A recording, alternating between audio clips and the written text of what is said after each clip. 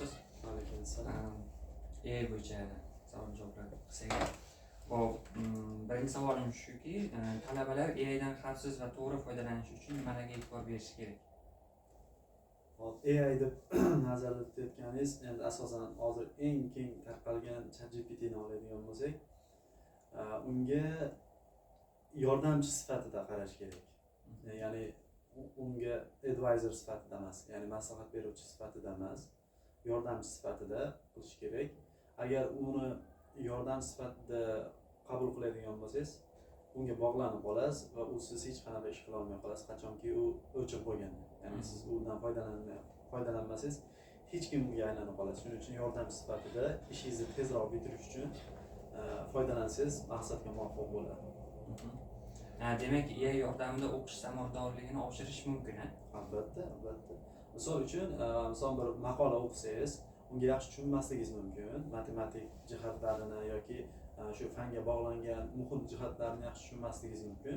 Shunda o'sha maqolangizni yoki o'qigan artikulingizni o'sha LLMlarga, AIga yuklab turib, undan siz savollaringizni so'rab, yaxshiroq tushunib berishdi, bir necha savollar berib, osonroq o'rganish ehtimoli katta. Ya'ni osonroq o'rgansangiz bo'ladi. Bu tomondan AI zo'r yordamchi desa bo'ladi, o'rgatuvchi zo'r yordamchi desa bo'ladi.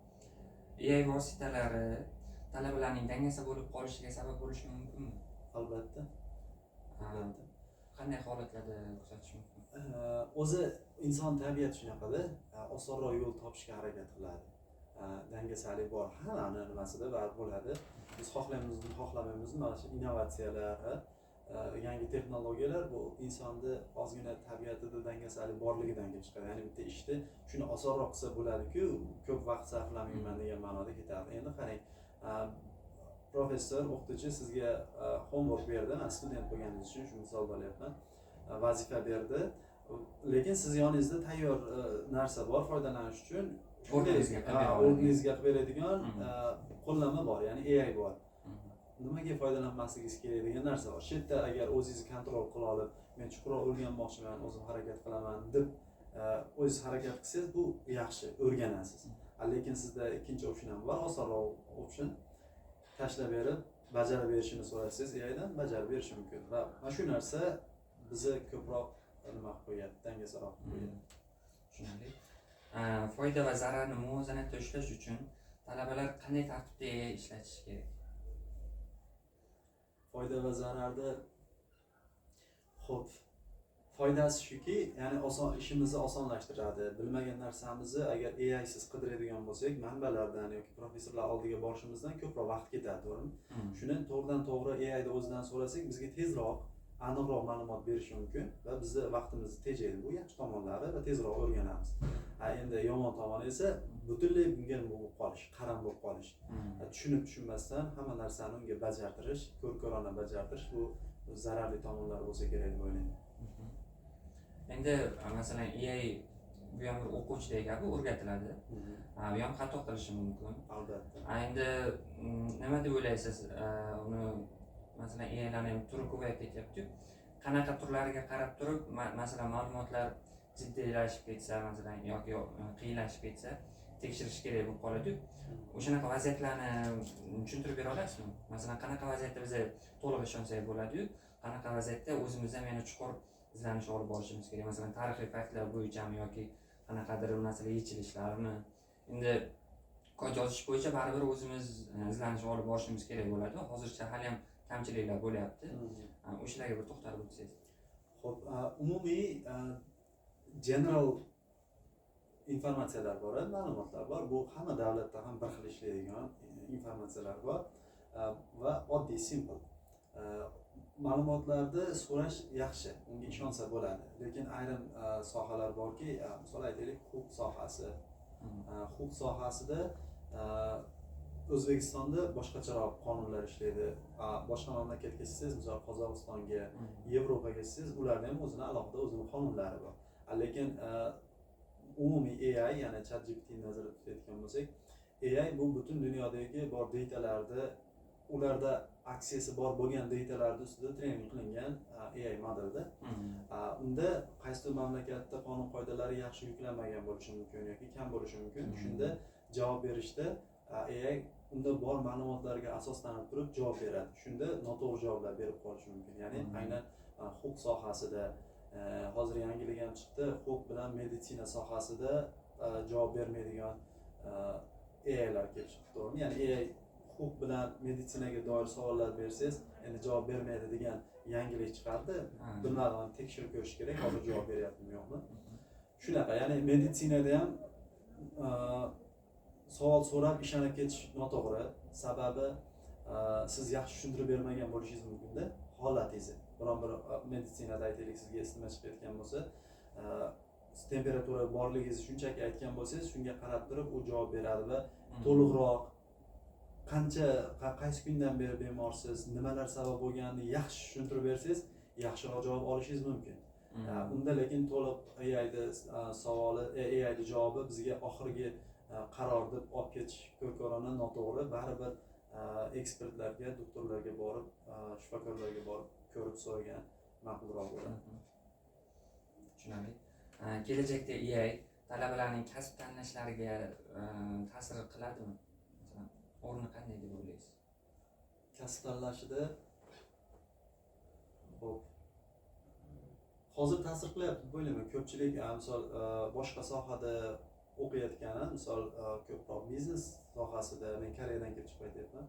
Koreyada PhD qilib yurganimda O'zbekistondan ko'proq biznes va logistik yo'nalishiga borishar edi. Ularda juda ko'pini ko'rganman AI ni o'rganayotganligini. Aynan o'zini sohasida emas, AI injener bo'lish, ya'ni kasb tanlash, kasb sifatida AI injener bo'lishlarini juda ko'p ko'rganman va hozir ham bor, juda ko'plab shogirdlarimiz bor. Backgroundi sohasi umuman boshqa. Lekin AI ni o'rganib AI injener bo'lyapti. Ya'ni AI injenerligini tanlashga kasbini o'zgartirib olyapti. O'qigan bakalavrdagi ilmlardan voz kechib, shunga o'tib ketayotganlar hozir ko'p ko'rib turibmiz. Endi kelajakda bilmayman nima bo'lishini. Hozir o'zimiz ham o'zi tarixni bitirib chiqib ham baribir aytishlik bo'layotgan. Xuddi shunaqa. Endi yo'q, masalan, ya'ni so'ramoqchi bo'lganim, faqat AI ni o'ziga masalan o'tib ketish emas, AI yordamida qandaydir masalan o'zi masalan tarix fani bo'yicha o'qiyapti-yu, lekin fizikada yoki geografiyada yaxshidir. O'sha tomonlarni ochib bera olish qobiliyatlari bormi yoki masalan yordam bera, turtki bera oladimi? Albatta, men bunga ishonaman. Misol aytaylik, tarix yo'nalishida o'qigan, lekin fizikaga ham qiziqadi-ku. Boshlang'ich bilimlar yo'q unda. Shuni o'zi qanaqadir roadmap qilib, boshqatdan o'zi o'rgansa qiziqishi bo'yicha, bu yaxshi source. Ya'ni yaxshi joy AI. Ya'ni uni guide qila oladi, maslahat bera oladi, yetarlicha manbalar berishi mumkin, uni levelini, ya'ni bilim darajasini tekshirib berish ham mumkin va hokazo. Bunda tarixdan o'zini qiziqqan sohasiga o'tib ketishga sababchi bo'la oladi. Albatta. Xo'p, sun'iy intellekt talabalar hayotiga qanday foyda keltiradi? Aynan talabalar nimasini nazarda tutyapsizda yoki endi savolda talabalar ekan, endi oddiy insonlar desak ham umumiy olib qarasak ham yaxshi bo'ladi. Shunday. Xo'p. Asosan biz vaqtimizni tejab beradi. Misol ayrim undan oldin aytib o'tdik, repetitiv tasklar, ya'ni takrorlanuvchi mashqlar yoki amaliyotlarni AI ga yuklasak bo'ladi-da.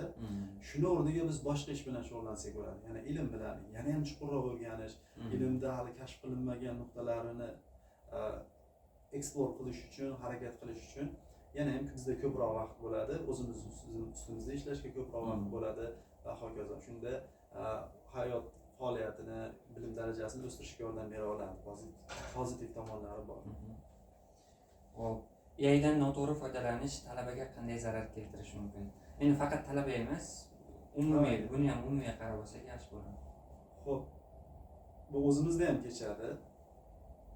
Qaramlikda oshib ketib qoladi-da, qaramlik oshib ketib qoladi va bilgan narsalaringiz ham ko'p paytda fikrlashimizni, miyamizni ishlatgimiz kelmay qoladi. Misol uchun, biron bir taskni programmingda uni avtomatlashtirishni bilasiz, qanday qilib qilishni bilasiz, lekin shunga vaqt o'zingiz noldan yozadigan bo'lsangiz 1 soat yoki 2 soat vaqt sarflashingiz mumkin. Lekin buni nimadan so'raydigan bo'lsangiz, AIdan sizga birpasda yozib beradi skript va bajarib ketaverasiz, to'g'rimi? Natijada bu takrorlanavergan sari keyin shu bilgan narsangiz ham esingizdan chiqib ketib qoladi. Bu mana shu yomon tomoni. Ya'ni bu natija siz bunga, ya'ni biz AIga qaramligimiz oshib qoladida, o'zimiz bilgan narsa, bor narsalarimiz ham unutib bo'lib ketadi, sababi biz takrorlamay turganligimiz uchun. Xo'p, siz AI bo'yicha tahsil olayotganingizda nima xatolar qilgansiz va hozirda shu sohani o'rganmoqchi bo'lganlarga nima maslahat berasiz? Men hozir ham tahsil olaman, AIda hozir ham o'rganaman. Xatolar asosan men PhDga borganimdan keyin AIda o'rganishni boshlaganman. Chunki bu yerda magistraturada, bakalavrda injineringda o'qiganman. Hali u paytda AI kirib kelmagan edi O'zbekistonga. Men Koreyaga PhDga borganimdan keyin eshitganman va qiziqib qolganman. O'sha joyda boshlangan. Xo'p, o'rganayotganda qilgan xatolarim, men kamroq vaqt sarflagan bo'lishim mumkin. Bo'lishi mumkin emas, aniq kamroq vaqt sarflaganman. O'shanda yana ham o'sha paytda sarflagan vaqtimdan ko'proq sarflaganimda, hozirda bundan ham yaxshiroq bo'lishi mumkin edi. Shu xatolar bo'lishi mumkin. LLM moduli bo'yicha boya bir gaplashgandik, yana ham chuqurroq aytib bera olasizmi? Masalan, sun'iy intellektni o'qitish, keyin o'shanga qanday ishonish mumkin?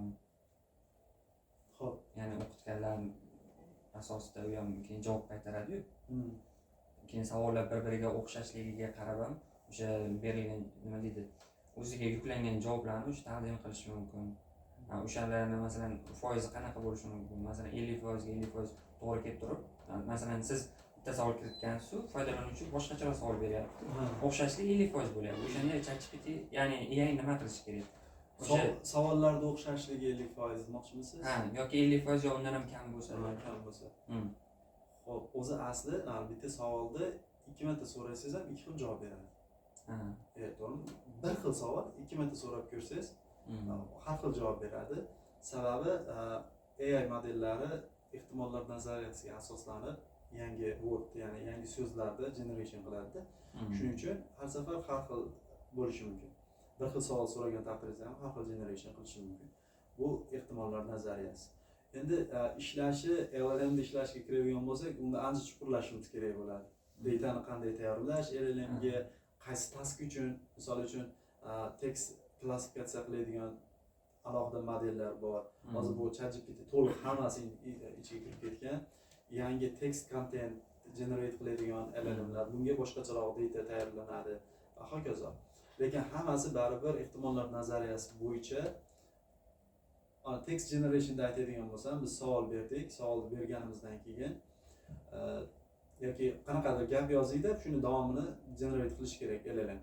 Biz bergan so'zimizni oladida, o'zida training qilingan datalardan kelib chiqib, biz bergan 3 ta so'zimiz, misol men maktabga degan 2 ta so'zni oldida, o'zida training qilingan datalardan ko'rib chiqadida, men maktabgadan keyin qaysi so'z eng ko'p qo'llanilgan uni datasida training qilinganda. Misol men maktabga boraman degan so'zi eng ko'p qo'llanilgan bo'lsa, undagi mavjud vocabulary deb aytamiz, ya'ni uni nima deydi o'zbekchada? Lug'atida bor so'zlarni qaysi biri shu ikkita so'zdan keyin kelish ehtimolliklari, probabilitylari kelib chiqadi, shunda eng kattasini olib turib qo'yib ketadi.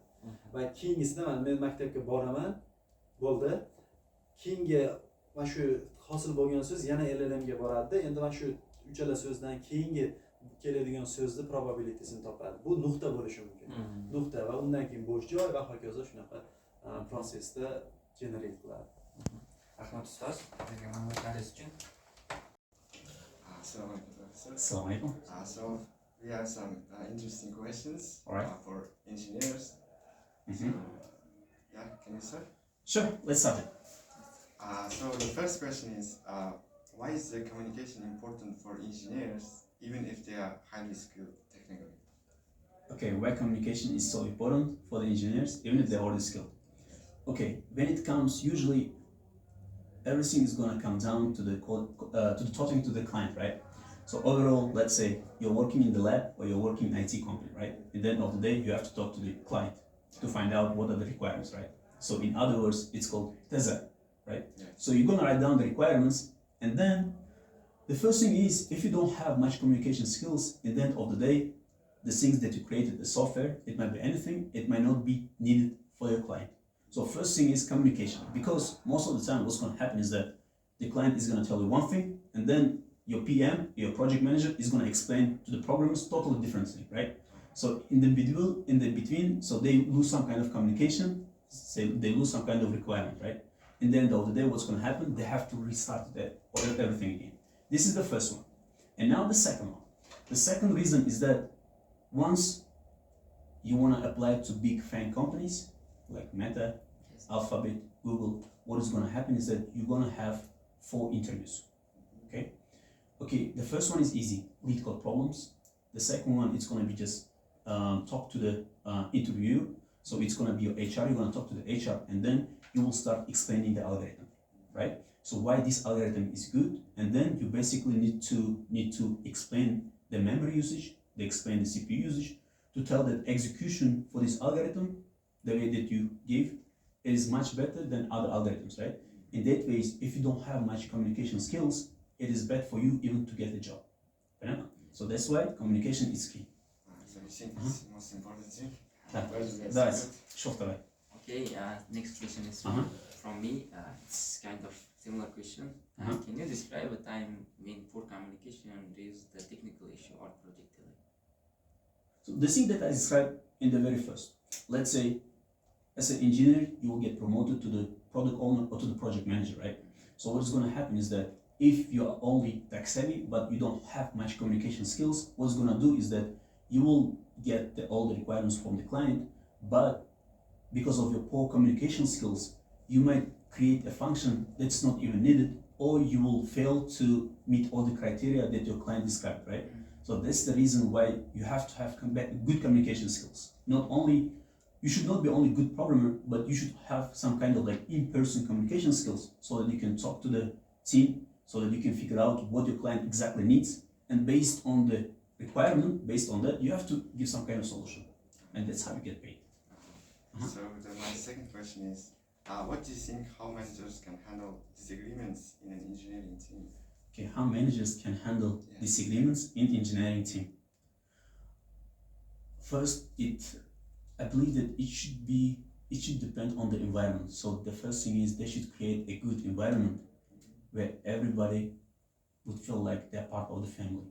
Because if they don't have a good, like bad atmosphere, bad environment, what's gonna happen is that they think that they're above to somebody else, and disagreement is gonna start. Because so this is the one of the things that I actually paid attention most. So usually in a room, when you have a lot of good engineers, if most people are so illiterate, if they have good knowledge, most of the time they don't get along well. Only stupid people, they get along well really good. But when it comes to like, when you have in a room like 4 or 5 smart people, they don't get along well, because there would be a lot of like debate, discussion. So it would be a job of the good manager to create some kind of atmosphere where they feel like a friend, so that when they have a debate, they don't just take it personal, but they just look at like a job, right? So I think that's another reason. You think the boss have to treat Of employees course, as friends? not the friends. They should be treated professionally with some respect, because if your boss, if your manager is gonna treat you like a friend, you will start talking to your manager like a friend, right? The same happening like, okay, I'm teaching to you guys, and maybe I'm like 5 years older than you, let's say, right? If there is no professionalism, right, you're gonna start talking to me like to your friend, right?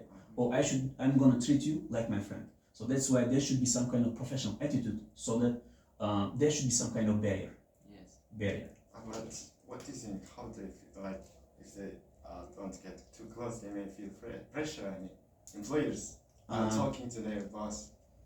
That's a good example. That's right now happening a lot of in job markets. This is what's happening, because they're becoming maybe too bossy, or the barrier is becoming too high. Yes. So I think what they can do is they can actually hire somebody, or they can tell to the HR to do some events, team events, and I think this might help a little bit.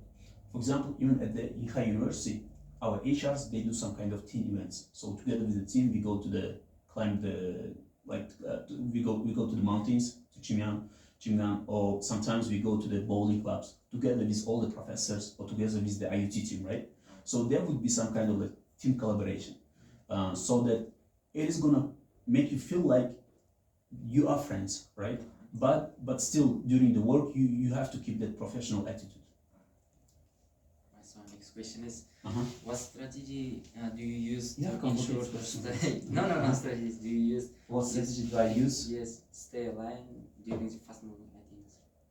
Okay, what strategy do I use Yes, to be aligned aligned with during the industry, fast moving industry? It's changing. I mean, I don't have specific strategy, but what I usually do is that, for example, once you finish the job, right, you're gonna go to your home, or on the weekends when you have free available time, just look. Right now, AI, so creating AI agents right now, much more popular, right? Yes. So what you can do is that, whenever you're free in the events, like in the weekends, or whenever after the job, right, after like 6 p.m., right, whenever you're free, go to your home, and then you can, for example, buy some kind of course if you don't know, or if you already have some kind of knowledge. What you can do is that you can do some googling, you can just create your own AI agent. So that's why my strategy, I don't have exactly specified strategy, but what I usually do in my spare time, I will try to allocate at least like 2-3 hours to create my own AI agent or to keep up with AI industry. I mean consistency. Huh? Consistency, yes. I mean, it doesn't have to be like 4 hours, 5 hours. 2 hours in a day, every single day. More than enough. Yes. Sure. Keep learning, right? That only 2 hours in a day, like keep doing it. Yes. Sure. So, my next question is, Mhm. what do you think, how does engineer adapt to other team members' communication style when working in a team? Okay, did you guys create these questions? So, Or did you Actually. ask ChatGPT? Yes. Okay, so how do engineers yeah, adapt to other adapt team to other members' team members, right? communication style. Communication style. How they can adapt to others' communication style. So in the team events, so this is the only thing I think is, for example, like I told you, the HR department, they're gonna organize some kind of events for collaboration, right? And during these events, whenever you start like talking to a person, you will understand more about their culture, you will understand more about their background, you will understand more about their attitude, right? Because for some people, for example, some other professor, right? If they talk to you harsh, you might think, oh, this is a strict professor, right? But maybe that professor is thinking about you. So without knowing about the background, without knowing about that professor's like the culture, right? You cannot give specified like the answer, right? So my example would be just talk more and then have some kind of events where you can ask not only the technical stuff but interpersonal questions as well. Okay, last question.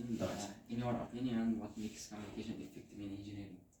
What makes communication effective? Yes. What makes communication effective in engineering?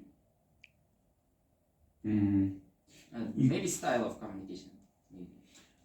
I think being sociable, or there is also something called, okay, whenever you take even interview, whenever you go through the job interview, there is something called STAR method. Have you guys heard about this Yes. one? STAR method. So you're gonna give one question, or maybe you're gonna ask question, and to support the idea, you're gonna give the examples, right? You're gonna use STAR method. So I think this is a good idea, just to use the STAR method or some kind of similar to the STAR method. You're gonna use some kind of communication methods, so that you're not just talking, but also you're also giving real life examples to back up your idea. It's okay. Okay. Sure. Thank you for your time. Thank you Okay. for Thank you so much.